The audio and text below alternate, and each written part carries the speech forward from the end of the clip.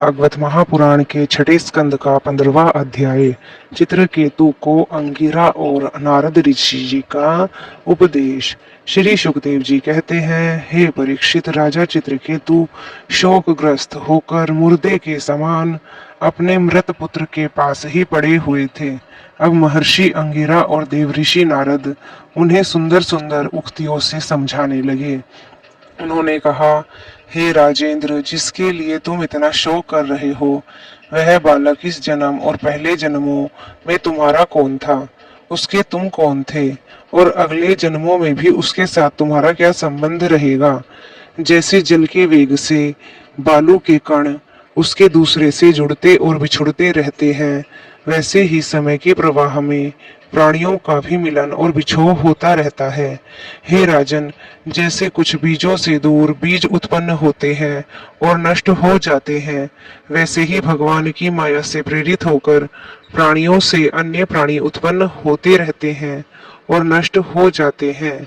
हे राजन, हम तुम और हम लोगों के साथ इस जगत में जितने भी चराचर प्राणी वर्तमान में हैं, वे सब अपने जन्म के पहले नहीं थे और मृत्यु के पश्चात भी नहीं होंगे। इससे सिद्ध है कि इस समय भी उनका अस्तित्व नहीं है, क्योंकि सत्य वस्तु तो एक समय एक सी ही रहती है। भगवान ही समस्त प्राणियों के अधिपति हैं। उनमें जन्म मृत्यु आदि विकार बिल्कुल नहीं है। उन्हें न किसी की इच्छा है और न किसी की अपेक्षा है। वे अपने आप परतंत्र प्राणियों की सृष्टि कर लेते हैं और उनके द्वारा अन्य प्राणियों की रचना, पालन और संहार करते हैं।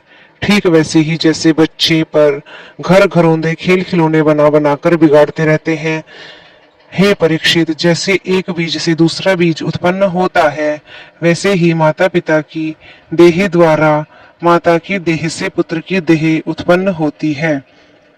पिता, माता और पुत्र जीव के रूप में देही है और बाह्य दृष्टि से केवल शरीर।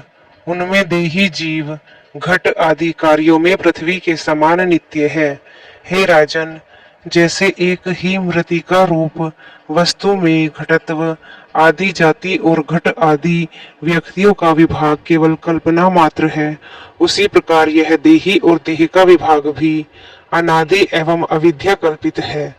श्री सुखदेव जी कहते हैं, हे राजन, जब महर्षि अंगिरा और देवऋषि नारद ने इस प्रकार राजा चित्रकेतु को समझाया बुझाया, तब उन्होंने कुछ धीरज धारण करके शोक से मुरझाए हुए मुख को हाथ से पोंछा और उनमें कहा, श्री राजा चित्रकेतु बोले, आप दोनों परम ज्ञानवान और महान से भी महान जान पड़ते हैं तथा अपने को अवधूत वेश में छिपाकर यहाँ आए हैं। कृपा करके बतलाइए, आप लोग कौन हैं। मैं जानता हूँ कि बहुत से भगवान के प्यारे ब्रह्मवेत्ता मेरे जैसे विषय आसक्त प्राणियों को उपदेश देने के लिए उन्मत्त का सा वेश बनाकर पृथ्वी पर स्वच्छंद विचरण करते हैं।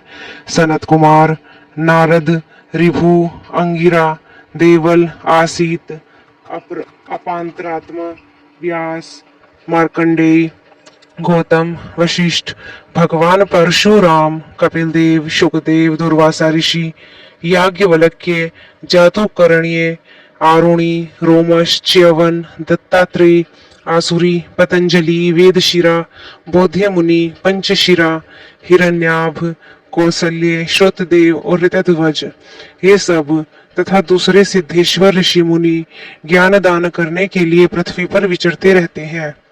हे स्वामियों, मैं विषय भोगों में फंसा हुआ मूढ़ बुद्धि ग्राम में पशु हूँ और अज्ञान के घोर अंधकार में डूब रहा हूँ।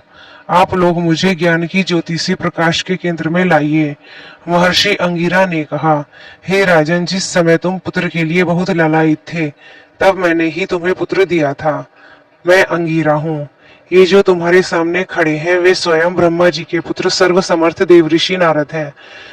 जब हम लोगों ने देखा कि तुम पुत्र शोक के कारण बहुत ही घने अज्ञान अंधकार में डूब रहे हो, तब सोचा कि तुम भगवान के भक्त हो, शोक करने योग्य नहीं हो, अतः तुम पर अनुग्रह करने के लिए हम दोनों यहाँ आए हैं। हे राजन, सच्ची बात तो यह है कि जो भगवान और ब्राह्मणों का भक्त है, उसे किसी अवस्था में शोक नहीं करना चाहिए। जिस पर पहले पहल मैं तुम्हारे घर आया था, उसी समय मैं तुम्हें परम ज्ञान का उपदेश देता हूँ। परंतु मैंने देखा है कि अभी तो तुम्हारे हृदय में पुत्र की उत्कृष्ट लालसा है, इसलिए उस समय तुम्हें ज्ञान न देकर मैंने पुत्र ही दिया। अब तुम स्वयं अनुभव कर रहे हो कि पुत्रवानों को कितना दुख होता है। यही बात स्त्री, घर, धन, विविध प्रकार की ऐश्वर्य, संपत्तियां, शब्द, रूप, रस, विषय, राज्य वैभव, पृथ्वी, राज्य, सेना, खजाना, सेवक, अमात्य, सगे संबंधी, इष्ट मित्र सबके लिए होती है, क्योंकि ये सब के सब अनित्य है। हे शूरसेन, अतएव ये सभी शोक, मोह, भय और दुख के कारण हैं। मन के खेल खिलौने हैं, सर्वथा कल्पित और मिथ्या हैं, क्योंकि ये न होने पर भी दिखाई पड़ रहे हैं। यही कारण है कि ये एक क्षण दिखने पर दूसरे क्षण लुप्त हो जाते हैं। ये गंधर्व नगर स्वप्न, जादू और मनोरथ की वस्तुओं के समान सर्वथा असत्य हैं। जो लोग कर्म वासनाओं से प्रेरित होकर विषयों का चिंतन करते रहते हैं, उन्हीं का मन अनेक प्रकार के क्रमों की सृष्टि करता है। जीवात्मा का यह देह, यह पंचभूत ज्ञानेन्द्रिय और कर्मेंद्रियों का संघात है।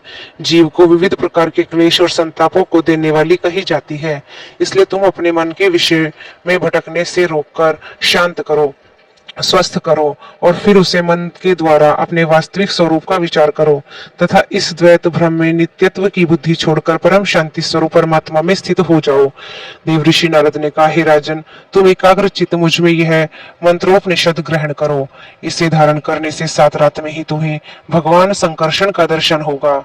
हे नरेंद्र, प्राचीन काल में भगवान शंकर आदि श्री संकर्षण देव के ही चरण कमलों का आश्रय लिया था। इससे उन्होंने द्वैत भ्रम का परित्याग कर दिया और उन्हीं उस महिमा को प्राप्त हुए जिससे बढ़कर तो कोई है ही नहीं, समान भी नहीं है। तुम भी बहुत शीघ्र ही भगवान के उस परम पद को प्राप्त कर लोगे। जय हो, राधे कृष्ण की जय हो।